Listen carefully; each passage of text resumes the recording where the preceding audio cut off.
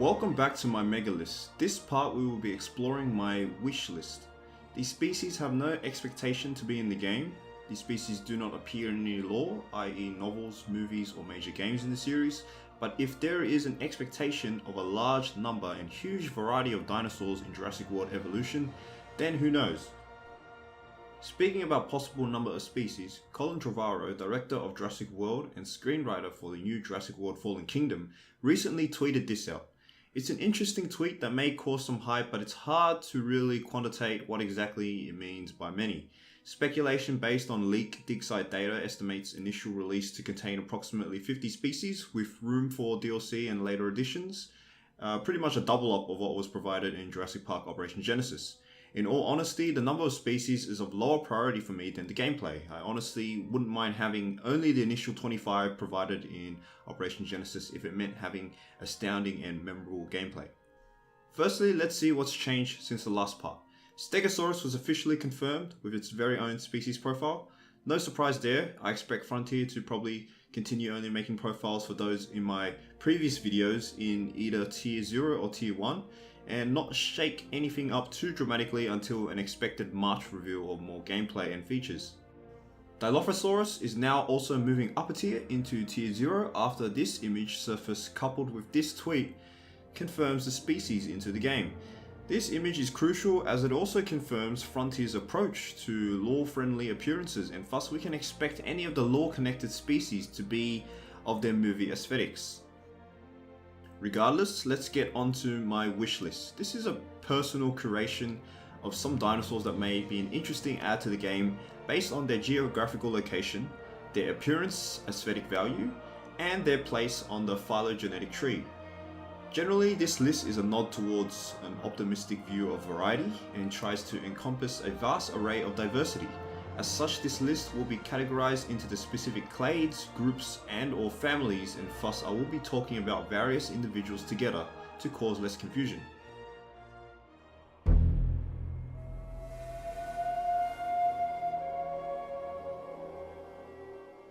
For a change, we will start off with the ORNITHISCHIANS.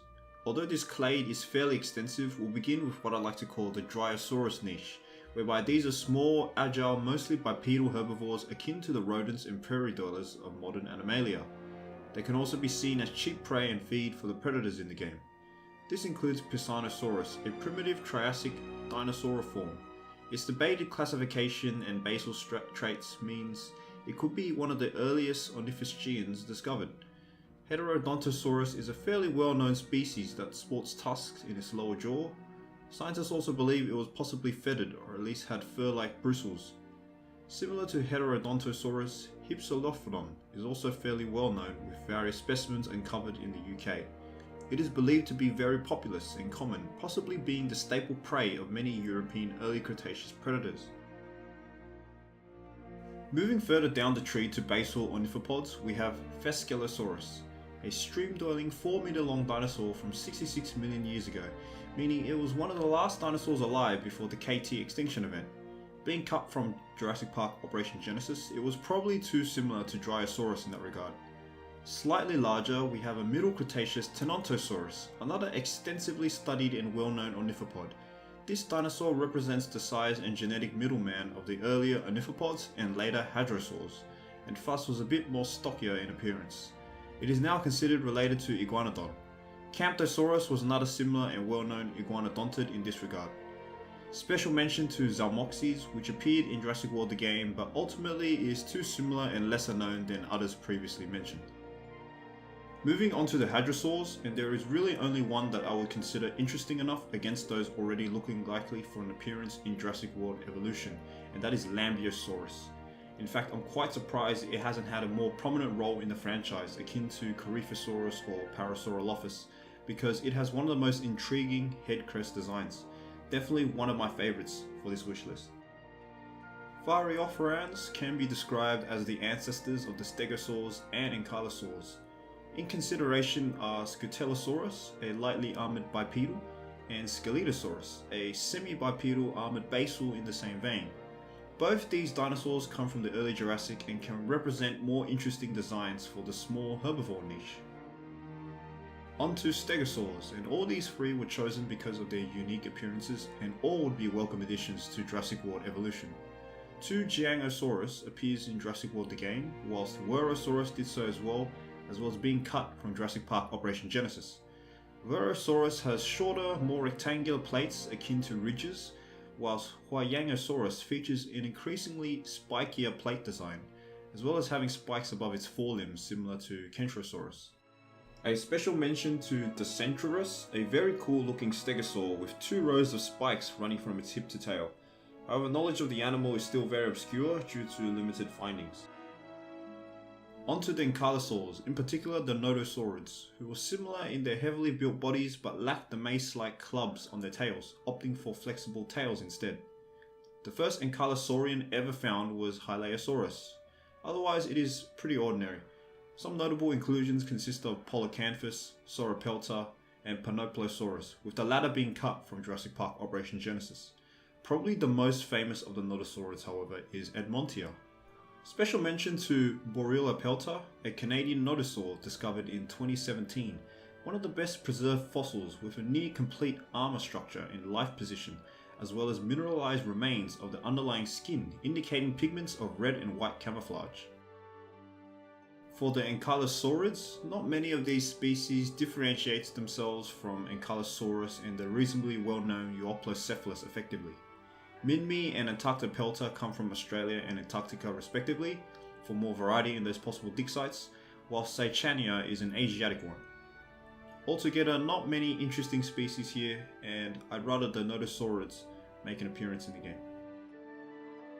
Moving down the tree, we have the PACHYCEPHALOSAURS, and I think with my previous mentions in the last video, there's enough variety there for those creatures considered already, and so unfortunately no candidates for me here. For the CERATOPSIANS, I love some of the more basal species, such as Psittacosaurus, being bipedal and decently well known, and Protoceratops, pretty much its namesake, the first ceratopsian. Running through some more famous ceratopsid considerations, we have Centrosaurus, Chasmosaurus, Albertoceratops, Sinoceratops, Eniosaurus, and Nasutoceratops, with the last 2 featuring in Jurassic World the game. All these species mentioned contain various different frill, neck, facial horn, and nose designs. Sinoceratops also represents an Asiatic dig site. Moving to the Saurischians, and we will start with what I believe to be an underrepresented group of dinosaurs, the prosauropods, particularly of Plateosaurus, the most famous cover species of the group and deserves to be in the game, and can be represented in various European dig sites. Representing Asiatic dig sites is Unanosaurus, and for the African sites, Massospondylus. Rounding out the prosauropods is Unaisaurus, an extensively studied creature from a well-preserved, near-complete specimen, which also happened to appear in Jurassic World the game. Pushing onto the sauropods, we have a eusauropod very similar to Mamenchisaurus, Shunosaurus, a Middle Jurassic basal to later sauropods. Shunosaurus appeared in Jurassic World the game, and had cone-shaped osteoderms on its tail, probably used as a defense mechanism against predators. Advancing further to the quintessential group of South American sauropods, the Titanosaurs. Saltasaurus is one of the smallest in this group, allowing it to pair with other large titanosaurs such as Argentinosaurus, similar to the Brachio-Camara relationship I like to point out. Similarly, Bonitosaura is also a small inclusion that appears in Jurassic World the game but otherwise indifferent. Alamosaurus rounds up the list and happens to be one of the very few titanosaurs found in North America, possibly immigrating from the south during the very late stages of the Cretaceous, when possibly the Central American isthmus was in its infancy. A further special mention to Patagotitan, which recently became the largest dinosaur species ever fully confirmed and named. However, the recency of this discovery, coupled with its similarities with the likelier Argentinosaurus, makes it doubtful, even for a wishlist. On to one of my favourite sauropod groups, and definitely the most exotic and interesting, the Dicraeosaurs. These dinosaurs, including the namesake Dicraeosaurus itself, contain spines in a double ridge running along the back. Amargasaurus especially has this very pronounced, raising the possibility of it also being sailed. A very interesting sauropod that will certainly add flair to the sauropod roster, and definitely another one of my favourites for the wishlist. On to our final sauropod group, the DIPLODOCIDS. known for their almost horizontal posture, very long lengths, and whip-like tails. This includes Supersaurus, which appeared in Jurassic World the game and estimated could even reach up to 42 meters in length, but not really too dissimilar from the more famous Diplodocus. Recently suggested to be separate from Apatosaurus, Brontosaurus stands firm as one of the most famous sauropods in history, but had been plagued historically with taxonomic doubt. Nevertheless, the new studies could reinvigorate the fame of this dinosaur and bring it back into popular opinion. Now onto the theropods, and we will start off with some unassigned basal titanosaurs. Monolophosaurus is a huge wishlisted favourite, due to having a distinct head crest and made famous by Jurassic World the game. Another distinctly head-crested dinosaur, and another by popular demand, is Cryolophosaurus, exhibiting a combed, furrowed crest running across the skull line, whereas most other theropods, Monolophosaurus included, contain crests running along the skull. Onto one of the most famous groups, the ALLOSAURS. Saurophagonax is popular amongst the dino-loving community, namely for being one of the largest Jurassic predators that ever lived, and could certainly contend in size with later tyrannosaurs. However, it is currently disputed, some considering it to be synonymous with Allosaurus itself. Moving to the east, we have another famous allosaurid, more specifically part of the Metriacanthosaurid family, Yangtrinosaurus, which will add a great option for a medium-sized Jurassic predator from the Asian dig sites. Megalosaurs are the equivalent of the European allosaurs, built similarly, comparable sizes, and both ruled the Jurassic period. Of course, Megalosaurus is the most famous of these, being the first extinct dinosaur named and hugely popular in the UK. Eustreptus pondylus featured in BBC's Walking with Dinosaur program as a coastal predator with the ability to swim short distances along island chains. And this idea could be a mechanic for Jurassic World evolution, but the claims are still under scientific doubt. Rounding out the Megalosaur wishlist is Afrovenator, at 8 meters long and adds a Jurassic predator to African dig sites. Here we have the Carcharodontosaurs, which are not super different from the allosaurs and tended to rule the Cretaceous southern hemisphere. We covered 3 of them in our previous video, including Acrocanthosaurus, Giganotosaurus, and of course Carcharodontosaurus itself. Some other popular names include Marpusaurus and Tyrannotitan. Both are very alike to Giganotosaurus in shape and size, and would be hard to see them replicate the former. Neovenator is one of the best studied species and comes from the Isle of Wight in the UK. Finally, we have Concavenator, a Spanish species that featured a very prominent humpback and is definitely very intriguing in design. For the Spinosaurids, I really think the 3 options of Spinosaurus, Suchomimus and Baryonyx talked about in the last part are all adequate additions, and Frontier can do very little wrong by having just them. Jurassic World the game featured 2 more, Irritator and Ostafricasaurus. Both these dinosaurs are known from single holotypes, a frontal skull and tooth respectively. Generally, I think they are too obscure to be added in the game, but worth pointing out. Likewise for the Abelisaurs, there were already a lot of high profile names in the previous video, but I've added Abelisaurus just for its namesake and relatively high profile. Another consideration is Rajasaurus from India, which featured in Jurassic World the game and could be added for variety. Quick mention to Scorpiovenator, which is known from a complete articulate skeleton and thus is the most informative Abelisaur discovered, but it's probably too similar to the other major names. As we move into Soalurosauria, the main branch of theropods which eventually culminated into avian birds, special mention to Tanicola grius, a personal favourite of mine from Jurassic World the game due to being a very strong legendary. Admittedly, it's probably too similar to the game's Velociraptor to be on the roster. Here we are at the tyrant lizards, the Tyrannosaurs. First we have Dryptosaurus, one of the earliest tyrannosaurs found and the catalyst of the late 19th century shift in theropod opinion that changed the way we perceive them, from slow, sluggish lizards to the more agile, bird-like hunters commonly accepted today. Next is Eutyrannus, a dinosaur with increasing popularity due to its discovery with direct evidence of feathering, leading to the idea that tyrannosaurs all had feathering. Alioramus and Gorgosaurus are a couple of famous names, the former being cut from Operation Genesis for Albertosaurus.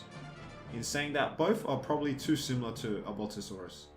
Daspletosaurus is probably the only other tyrannosaur worth adding to the game, yet it is still very similar to the more recent Tyrannosaurus.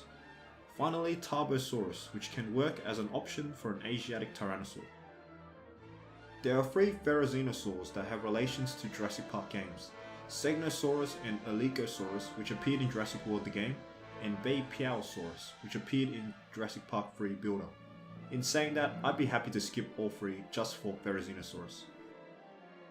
We covered two Ornithomimosaurs in the last part, Gallimimus, which is pretty much almost definite anyway, and Ornithomimus.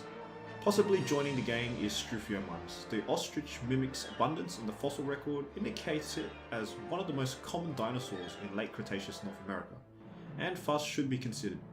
Another includes Pelecanimimus, featuring a short crest and appearing in Jurassic World the game. Finally, but definitely the most interesting, is Deinocheirus.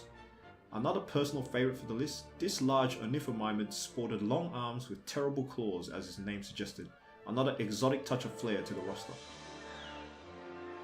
Another possible mechanic, I've added the ALVAREZSAURS due to their ability to dig. ALVAREZSAURS and Chevulia show evidence of their ability to claw insect nests such as termite mounds and possibly carve out burrows with their pronounced first digit of the fingers. Insects as a food source seems to me like a good DLC idea. I covered Oviraptor in the last episode, and there are two more names I want to discuss here. Caudipteryx is sometimes known as the Archaeopteryx alongside Archaeopteryx, and it's also very bird-like and also features prominent evidence of feathering, and Gigantoraptor, a 2-ton, 8-meter long Oviraptorosaurian that is on this list purely for its size. I'd love to see a huge chicken running around my park. On to our final dinosaur group, the Dromaeosaurs, famous for being the family of the Velociraptors and Deinonychus. Dromaeosaurus is a consideration, but no real reason to add other than its namesake. Halscaraptor, the size of a mallard duck, may have used wing-propelled swimming, and accompanies the posture similar to modern aquatic birds. Pyroraptor was discovered in France and appears in Jurassic World the game, but otherwise not much interesting about it. Utahraptor is quickly gaining fame, as one of the three quintessential raptors alongside its cousins, the Velociraptor and Deinonychus, and is a favourite for an ad. The Codaraptor is noticeably larger than it, but probably too similar and lesser known. Finally, for global variety, we have Austroraptor, which may benefit from possible fishing mechanics as well as providing a southern hemisphere dromaeosaur, and Achillobeta, for an Asiatic dromaeosaur, with it also being a possible alternative to Velociraptor. There is an absolute ton of variety in pterosaurs, and it's impossible to wish list, let alone expect a lot of them in, but I did talk about in our last video about more deserving names than Geosternbergia and Ceratopsians. Well, there is the famous Pterodactylus, pretty much a household name in terms of flying reptiles and probably even more famous than Pteranodon. Although considerably smaller and more obscure in the Jurassic Park canon than Pteranodon, Pterodactylus should represent one of the core pterosaurs for European dig sites. Another famous name and one of my wishlist favourites is Pterodostro. It's obvious how fascinating this creature can be and can add filter feeding mechanics to the game. Quetzalcoatlus, one of the largest known pterosaurs, is another heavy favourite. With average wingspans of 12 meters, it is hard to see how this beast can fit into an aviary, and I hope Jurassic World Evolution introduces some sort of semi-open area or landscape where large pterosaurs can utilize maximum airspace. For Asiatic varieties, there are a lot of names as well, but I've chosen Zerjangopterus due to its inclusion in Jurassic World the game. It is part of the same family as Quetzalcoatlus. Finally, for an inclusion due to ornate head crests, we can't really go past Tapahara, another favourite for the fans that love the extra flair. In our last section of this video, we will explore the marine reptiles. Definitely another exhaustive list of potential candidates here, but we will start off with the pliosaurs. Apex predators of the Jurassic and early Cretaceous seas, they are pretty much equivalent to the sharks of modern oceans. Pliosaurus is the namesake of the group. Leopleurodon carries with it a lot of fame, appearing on BBC's Walking with Dinosaurs, as well as thought to be one of the largest predators ever lived at 25 meters. These spectacular estimates are probably exaggerated, with more modern estimates that put Leopleurodon at roughly 6 to 7 meters. The largest pliosaur is Kronosaurus, which comes from the southern hemisphere, Australia and Colombia to be exact, and hauls in at upwards of 11 meters, and rightfully carries a lot of fame with it. Mosasaurs eventually replaced the pliosaurs as the dominant marine reptiles in the late Cretaceous, and we explored the namesake Mosasaurus and its cousin Tylosaurus in the previous video. Add to that is Haenosaurus, thought to be one of the largest in this family, and it appears in Central European dig sites. Onto the plesiosaurs, and the most famous long-necked in this family is of course Elasmosaurus, A sure favourite among the dino community, Elasmosaurus can be paired off with Styxosaurus, a similar species, but it trades a shorter neck for slightly more longer overall length. A special mention to Ophthalmosaurus, which also appeared in BBC's Walking with Dinosaurs, and could add more ichthyosaur variety. The final special mention is Megalodon. Obviously a shark and not a marine reptile, Megalodon is now synonymous with ancient ocean-going predators. The giant shark is a cult classic and holds high popular opinion, though it never actually lived during any dinosaur age. Although this is ultimately a dinosaur game, Megalodon deserves a shout out for just being plain awesome. Well, that's it guys, there's my list. Hope you guys enjoyed, and of course I'm keen to see any suggestions and discussions you guys have on my list and your own. If you want to submit your own suggestions, please feel free, place it in the comments with your own reasoning and evidence as to why it deserves a place in Jurassic World Evolution. If we get enough notable suggestions, it might go into a possible part 3 where I explore the community wishlist. Until then.